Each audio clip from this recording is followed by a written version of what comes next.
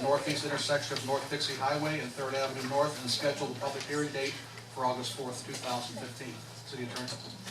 Ordinance number 2015-05, the City of Lake Worth, Florida, approving an amendment to a residential plan development to be known as Terra, described in Exhibit A, running for development standards, prime acceptability, conflicts, and an effective date. Your motion, please. So moved. Do I have a second? Second. I have one comment card from Mr. Tim. Peter Tim, North Wall Street. Yes, this is Hammond Park, right across the street over here. In which they started to build, and they stopped building, and they started to build, and they stopped building. And at the last report that I have, there were still several vacant properties over there that nobody had bought. They also had over there on J Street, in the property appraisal office, all sorts of houses built on there. There was never a house built there. That's a vacant lot all the way up J Street. And yet, for the property appraiser's office, there are buildings there. Now, don't ask me how that got through. My question is this a new owner? But of course, you're not going to talk to me, so you're not going to answer any of my questions. Because it seems to be a new owner. Is he under the same restrictions that the old owner was on because of affordable housing was going in there?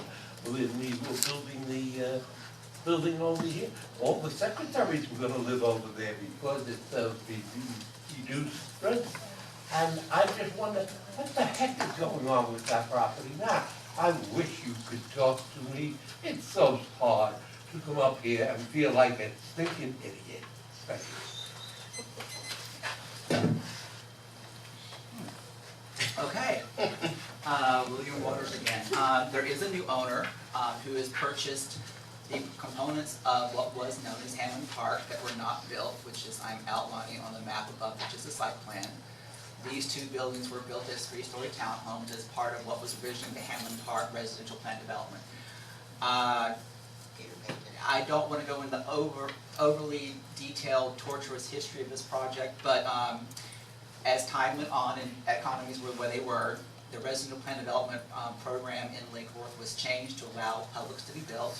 So it was built and incorporated, and then in 2010, through some other economic woes, the owner at the time came in and changed these four buildings to a condominium product that had 1 bedrooms on the first floor and then 2-bedroom condominiums on the second and third floor. The new owner has now come in and made all of these buildings exactly the same. They have improved the architecture of what was approved in 2010. Got a picture of that. Both the Preservation Board and the Planning and Zoning Board had to see this project because it's half in a historic district and half not, which also makes the thing more interesting. In working with staff, the applicant and owner agreed to make a number of modifications to have the new building be much more sympathetic and harmonious to what other two buildings that are already there. So this has received a certificate of appropriateness for outside appearance and materials. What's before you tonight is an adoption of a new ordinance to govern the RPD, which includes the Publix shopping center, and to remove some conditions which this project could never meet, even though they were parts of the conditions of the approval, which were done in 2005 and again in 2010. One of those being it be a LEED certified project. There was a requirement to have certain levels of affordable housing. As you all know, market rate in Lake Worth, these will be marketed as market rate, is affordable by county standards. The representatives of the new owner are here if you have questions of them. We try to make this as simple as possible to clean up a series of sort of rather messy ordinances that govern our RPD, and I think we've done a very good job with this in working with the new owner, and we're very happy that they came forward and willing to work with the city to fix some of the issues. I believe that sort of answers the questions that Mr. Tim has. If you have any additional questions, I'll try to answer those too.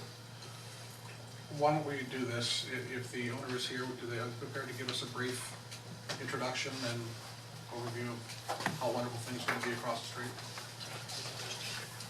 Either one. Okay. A lot of microphones. For the record, my name is Terra. I'm an attorney with the law firm of Lewis, Longman Walker. And I doubt you really want to hear from me, but just as a matter of course, I would like to ensure for the record that the application materials that were submitted and processed by your wonderful staff made part of the record for tonight. I do want to say the staff have been wonderful, and we have really tried to bring forward a better project than what was approved previously. I do want to bring my client up, the applicant, for him to introduce himself. How are you? Troy White, I'm the developer of Terra. Thanks for hearing this tonight. Again, if you have any specific questions, I'm happy to answer them. But I'd like to say that we're thrilled about this project. As many of you know, and as William alluded to the fact that this has been a vacant piece of land in search of a much better use for years now. And I think the plan that we have on the table is superior to what's been presented in the past in a number of different ways, not least of which the fact that that piece of land, being where it is, needs to have something on it. It needs to have something that's attractive and that accrues to the community and doesn't detract from it. Today it's detracting from the community, in my opinion. So, as William mentioned, we have done a couple of things. Number one, we've changed all the buildings to the same orientation. We did that for one reason, and that was to make it a more affordable project.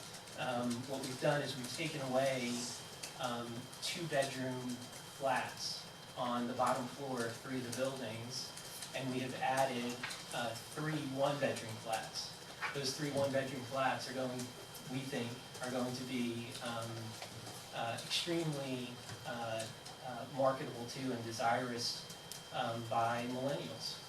You know, a lot of millennials are being priced out of the market today. They're forced to rent because they can't buy at a affordable price, and they can't put the the down payment down that they need.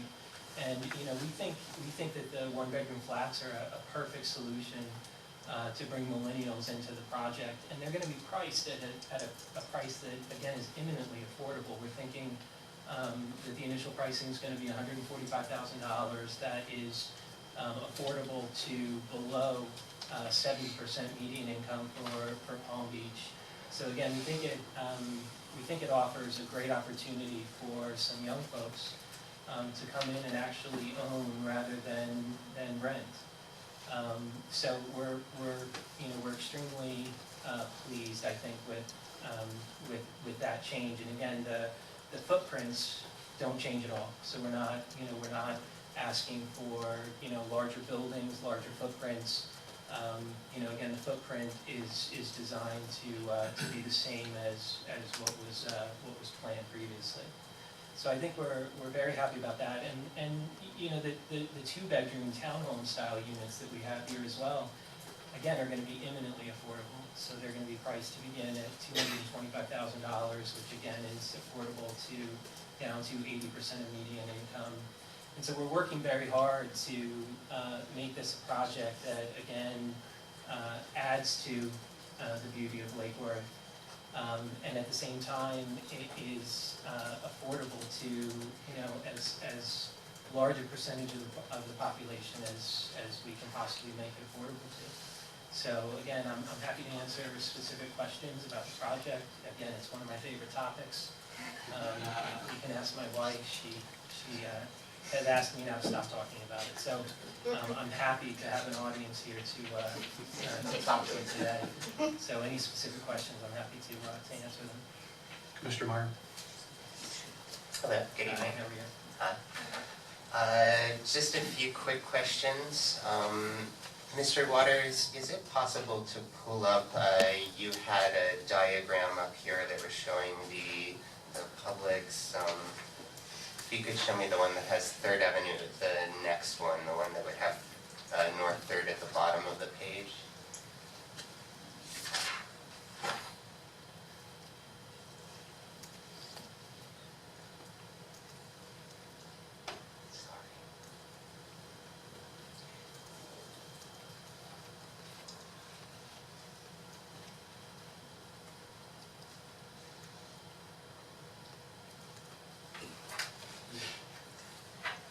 Glasses? No, I'm not sure which it is. Is it this one? No, it's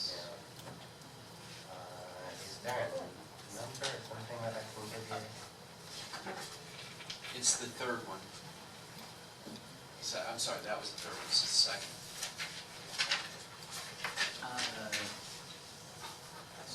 It's 204. On Third Street.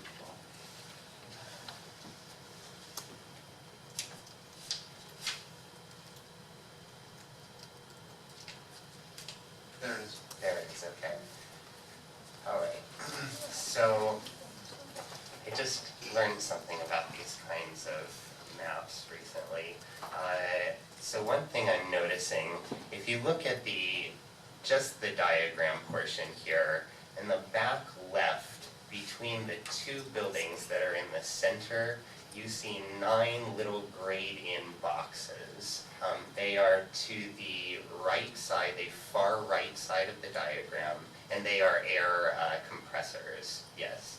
All of those are air compressors. There's a total of 18 of them currently, and currently there is a 5-foot setback between those air conditioners and a man's house. A man that has complained to the city many, many times about the noise that is produced from these air conditioners. We were talking about decibels earlier. It was mentioned that 55 decibels is the allowable amount of decibels for public assembly, and these, I believe, will produce each 62 decibels of sound. So it's like 18 little churches on the other side of a picket fence. Now, if you look at this building that is also completed, the one that is at the top left of, all the way, there you go. Now, where are the air compressors in the back of this building? They're on the roof. So, I'm not sure if they're on the roof or not. They may be. I mean, the issue you have here is that you have garages in the back of that building. You have entryways in the front of that building. They may be in the front. I'm not sure. But yeah, if you have a. they don't I think appear they may be here in in the the front. They don't appear in the front on the diagram.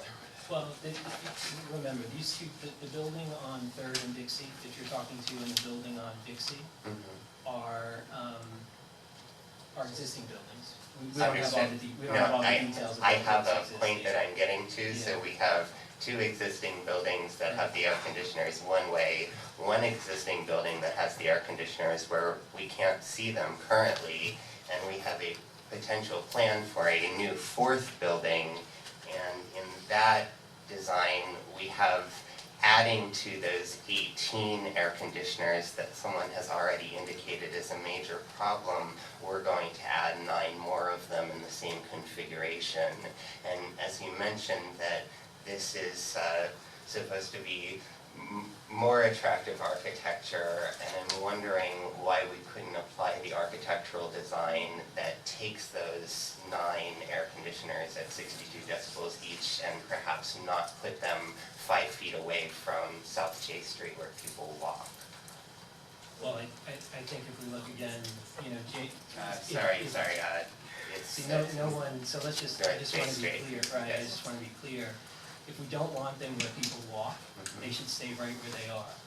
Because the alternative here, especially on J Street and on Third, is going to be to move those air conditioners to the front of the building. So again, the way that this site plan lays out, you have garages on the back of the buildings, right, on the interior of the courtyards. You're So talking you- about all of the buildings or one specifically? The building on Third and J. Okay. So the building on J at the bottom, yes, and the building on Third, we're gonna have to move those ACs. Again, what we were doing was, again, trying to enhance the architecture. And I think putting 9 AC units on the fronts of these buildings on the sidewalk where people are actually going to walk is not a good solution. So what we've tried to do is increase and make the fence much more substantial. But the question is, and I'm sorry to interrupt you, what about the building at the top left? I don't even They're in see the there. I think they're in the front. Well, they don't appear here I on the know, front, so. like I was saying, we didn't build those, so on this site plan, you know, the architecture and the actual layout of the existing buildings wasn't necessarily the concern. The concern was showing what was going to be added, so. I think would if we like went to over and figure looked at out where those are, and if they're doing something better there, I'd like to try to figure it out for the new building. I can tell you they're on the front. We can verify it, but they're gonna be at the front of those buildings. Just a couple more things, I'm sorry. Also, note, Mr. Waters, if we could go back to that map again, please. I'm trying to get you an answer on the air conditioning.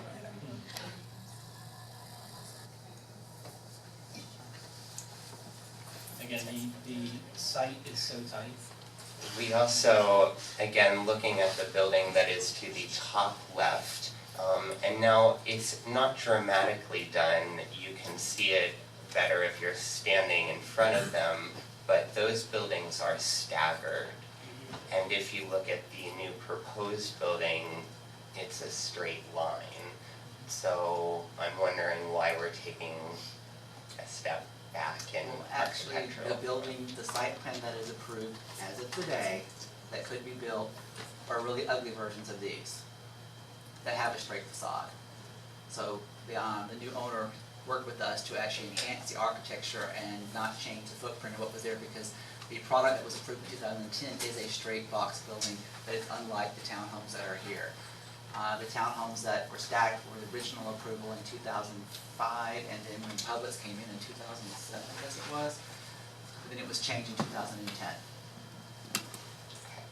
Can I offer you one response to that? The Historic Preservation Board had that concern as well, and it was discussed quite a bit, and we, and by we, I mean my client, agreed to additional conditions of approval regarding the exterior architecture to address some of those issues in terms of the visual effect and not actually having a staggered look, but still getting the impression of some differentiation in the facade to accomplish that. Then you took me right into my next point, thank you so much. Talking about additional enhancements, I'm looking 2 pages ahead. I'm not going to ask you to necessarily look for it, but it is indicating some of the features that will be on the front of the building: faux wood siding, paneled front doors, decorative light fixtures, etc. That's the list. Appearing in that list 4 times is the word faux wood siding, faux louver dormers, faux brackets, faux shutters. That doesn't sound architecturally lovely to me. Well, I will point out that at least in one of those instances, it's to say that the faux is not permitted. So in some instances, they wanted to be sure that certain faux products couldn't be used. So I know that's part of the conditions. But if there was one in particular that you wanted to address. And some of it's referring to the fact that the shutters are not actually operable. We would call those faux shutters. The siding was going to be an emulated hardy plank or a textured stucco to look like siding. We're not really encouraging people to use real wood siding anymore because it doesn't hold up in Florida very well.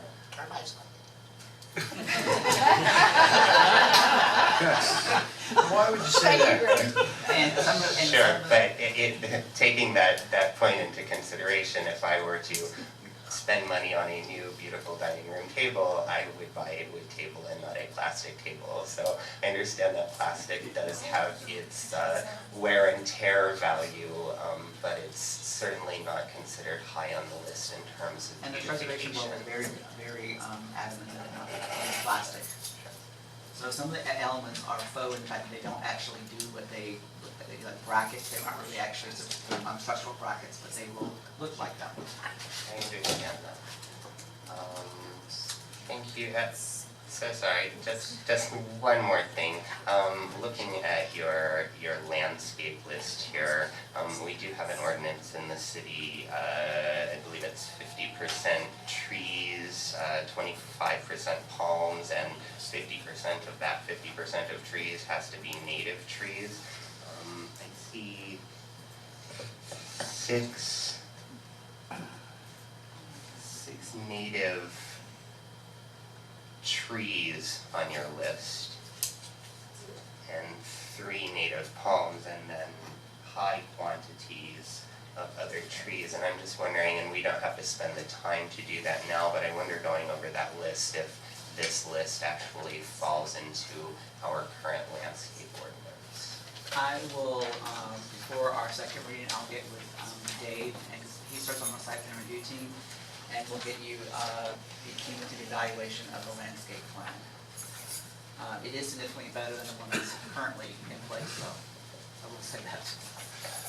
My comment on the landscape is that whatever's required we'll do. We're not looking to cut back on landscaping. In fact, what we've done again is enhance the landscaping that was planned before. The center courtyard is extremely important to us from a marketing standpoint. So to the extent that we're found to be deficient, and staff lets us know that, again, we're looking to add, not take away in terms of the landscape. Certainly, and allow me to say that I am excited that you're coming here and about the project, and this is not an attack on you, but, you know, in this meeting, whatever doesn't get said here doesn't get said, so. I have thick skin, I'm okay. So, Thank you I very appreciate much. the questions. Thank you. Commissioner McBoyd? Thank you. I too have some concerns. I perhaps am looking at it not fully in the correct way. I think the way that staff and yourself are looking at it is that certain things are allowed or were grandfathered in by the previous owners and plan, and you're measuring up from that, which perhaps is the legal situation, I don't know. My job as an elected official is to try to look out for the overall interests of the residents, and, you know, is this something that truly will be an addition? And I try to do that as best I can. So I echo Commissioner Myers, not personal, but I'm trying to do what I see as my job. Couple of concerns in sort of random order. I remember being around on the commission when it was, the previous owners made a very big point. This was going to be community workforce housing, and this is going to be just the ticket and whatnot. And that was part of what got it approved. It gives me some pause that we're now saying, yeah, we're not doing that. Why? And I did hear the, you know, the comment that and I see it in the language from staff, the applicant will ensure that the townhomes are marketed at Lake Worth market rate, which will be affordable. But, well, that's a statement, but, you know, you're gonna value them for whatever you can value them for. I mean, that's not quite the same as being part of that workforce program that had some very specific things in it. As I recollect, it even had a requirement that if you sold it before a certain amount of time, you had to, you know, there were some quite strict requirements with it, which we're now dropping, I think. Jump in first though. Those requirements should have been amended when the Publix came in.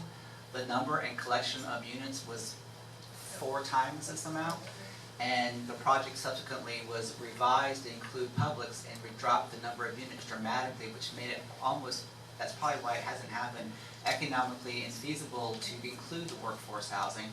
That should have been addressed when they amended the ordinance when Publix came in. That was not done. That's one of the things we're having to address now, is that many of the conditions were left in place governing a residential plan development with no commercial. And there we are trying to fix some problems that we inadvertently created by not being totally diligent about the revision when the Publix came in. Again, as a commissioner trying to look out for the city, if we at one point thought it desirable to have these projects at this location be workforce housing, whether or not Publix is there strikes me as irrelevant. Either we thought that was a pretty good idea. I'm curious why we don't think so at this point. Well, sure, I'll jump in, Commissioner Boyd. I think it's great. I think, again, we're gonna market these at a level that, again, is affordable, both unit types at, 80% below the median income in Palm Beach County. So, I think there are gonna be a lot of people who can afford these, a lot of workforce housing, folks who can afford these units, and that's what we're striving to do. I think workforce housing is a double-edged sword for the people who buy, frankly. They come with deed restrictions that require them not to sell without the same workforce housing requirement. They also, in many cases, limit the amount of the amount of appreciation that someone can realize. And I think if I'm a teacher or a policeman or a firefighter living in this community and I find out 5 years down the road that I can't realize appreciation on the investment that I made, I think that's a terrible idea. So I think, again, what we're trying to do is put a community in that is still affordable for Palm Beach County, still affordable for Lake Worth, but to do it in a way that gives us the maximum amount of flexibility to market this to folks by letting them know that if they invest $1 in Terra, they're going to be able to realize whatever that dollar grows to over time. The other thing I would point out is that the prior developer benefited from grants, extremely advantageous financing, none of which accrued to me or to my benefit. So they could make that an affordable project, Commissioner, because they were receiving a significant portion of their equity as a grant. And they were receiving, again, construction financing, a significant amount of construction financing at a very advantageous rate. So I'm not pursuing that. I don't plan to pursue it. None of that accrues to me. This project can't be done as an affordable project today, especially without the grant and without the advantageous financing. So this won't get done if you know, you or others require this to be a quote affordable project that again is subject to particular sales prices and to deed restrictions, etc. Just won't get done. You can't build it and make a profit at market rates, you know, as an affordable project. It's not possible. Okay, I do have some more things. I can either continue or... Let's kind of move along. I do appreciate the concern, Vice Mayor, of moving it along. However, again, our job is to let the public know what's going on. Please don't tell me what our job is, you just tell us what your job is. My job is to let people know what's happening and discuss and raise some of the concerns that people have raised with me, the constituents. So, I noticed that the community garden was removed from the project, and the comment was made that the open space would be replaced with pervious pavers. And I saw kind of a curious comment that the garden was removed for market reasons or something like that. I have it in here. Can you clarify that a little bit? And then I have a question. Oh yeah, due to changes in market demands, the previously approved community garden has been removed from the site. Yeah. So Millennials like things like that, by the way. I've never seen a community garden that has actually added to a project, to be serious. How much have you been in Lake Worth? Well, here's what I would say. What we've done is substantially enhance the community